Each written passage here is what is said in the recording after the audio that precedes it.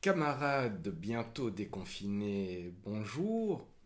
Nous nous retrouvons donc pour cette série de lectures et j'ai décidé de consacrer la prochaine série à mon regretté ami PO qui nous a quittés la semaine passée et qui a pendant de nombreuses années assumé la présidence du grenier Jeanne Tony ici à Bruxelles.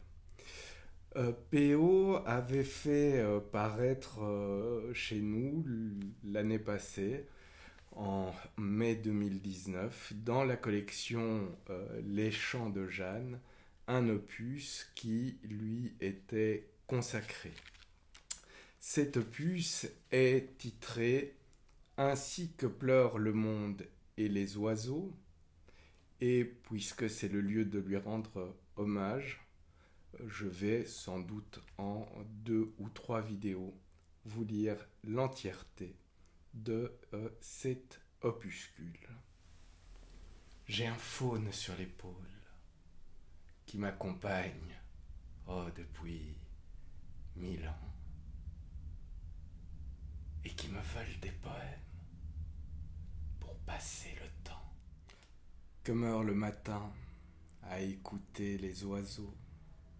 Lugette, Veneres, cupidinesque. Que pleurent les Vénus, que pleurent les amours. Il est mort le passereau de mon ami, l'oiseau, le miel, et puis le ciel qui séchait ses pleurs, qui jadis et de si haut et d'une seule voix tenait ma vie à la lumière de son cœur. Dès lors, de nos destins, que meurt le matin et comme la nuit, sur des promesses jamais tenues, laissées au vent, elle est partie et je suis mort. Alors, ici, échu, la pluie, qu'elle ne m'oublie, à écouter les oiseaux, qu'elle me revienne. Si loin de toi, ainsi, pâle, la pluie sur mon épaule, le rossignol. Si le rossignol ce soir pouvait te dire, si loin de toi ce que mon cœur a ressenti, la nuit serait encore plus longue que l'hiver, obscure et noire, ainsi à rejeter la vie. Et j'attends ton retour, comme on attend le jour, pâle, au pied des arbres. La pluie, sur mon épaule, d'aller si haut, d'aller noyer, et le silence, ainsi, dans ton absence. L'alouette. Au midi, tombée la tête couchée dans les blés, j'ai demandé à l'alouette d'aller si haut, d'aller noyer, là-bas, mes mots dans le ciel, d'alors, d'azur qu'il t'en souvienne, et le silence d'aller plonger ainsi dans ton absence, où mon amour se meurt. Dans mes saisons, rien ne frémit, sinon le vent. La fauvette. Hier encore, je chassais les heures d'ici, dans mes saisons, à regarder passer la vie, cherchant ce sourire que tu m'avais promis. Hier encore, dans mes moissons, j'épuisais le monde et les oiseaux à te donner l'envie d'alors pour ce baiser que je t'avais ravi. Quand maintenant, dans ces buissons, et sans amour rien ne gémit, rien ne frémit, ni de fauvette, ni de présence, sinon le vent. D'ici, déjà, à ton absence. À midi, sur la pierre d'avant, que tout indiffère, de peu, de rien, comme de vivant. Le corbeau. À midi, sur la pierre, au couteau. Je dîne avec mon désespoir, du pain, de l'eau et du fromage que je partage avec l'oiseau, un vieux corbeau d'avant, si laid, si freux et si charogne, oh, que tout indiffère, le vent, le froid et mon chagrin. Et que suis-je du jour maintenant, sans ton amour, à peine un pendu de sa devenue, affreux, de peu, de rien, abandonné, comme de vivant. Si froid, sinon de corps, ici, à remplir le monde. L'effraie. L'oiseau me dit, fut-il ainsi si froid jadis, de ne jamais rien attendre de la nuit, sinon de corps, et tant d'effroi, tout à l'envie que le silence alors d'ici. Las d'ennui. Tiens, me dit l'oiseau, ici la nuit est vide, à ne rien prétendre des mots et de la vie, et quand, enfin, qu'il nous revienne le jour jamais, t'en souvient-il, ne suffira ainsi à remplir le monde.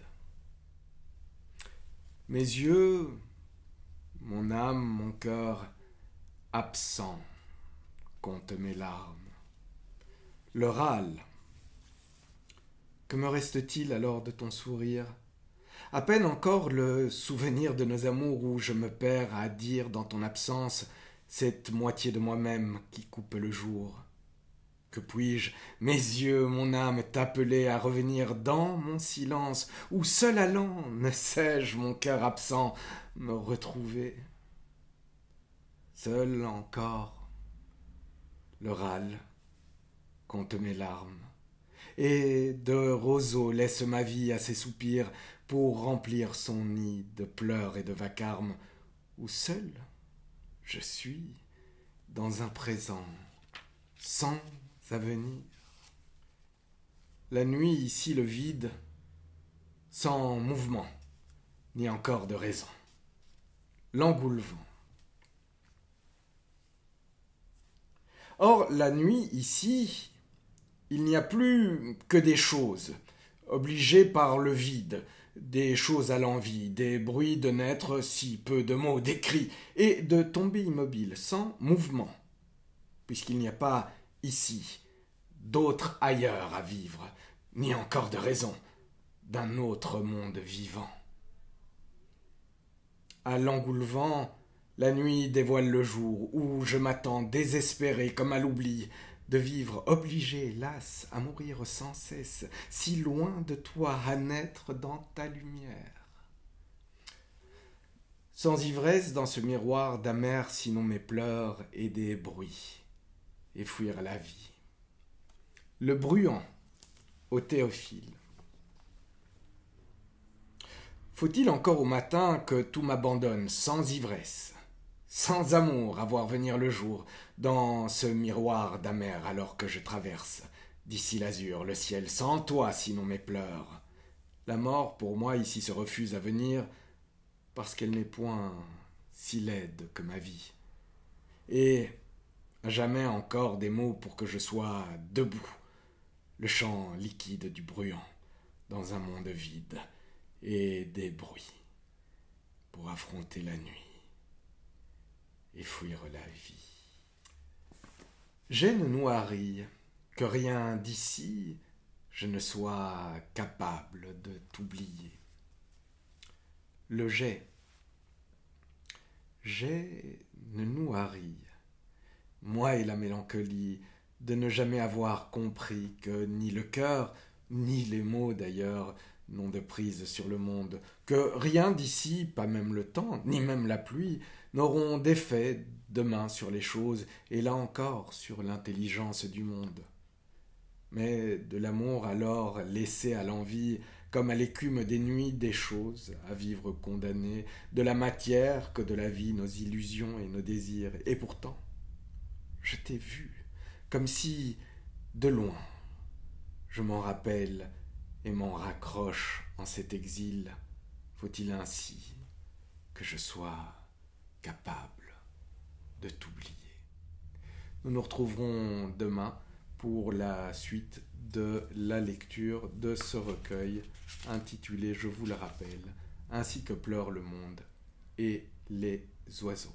Merci.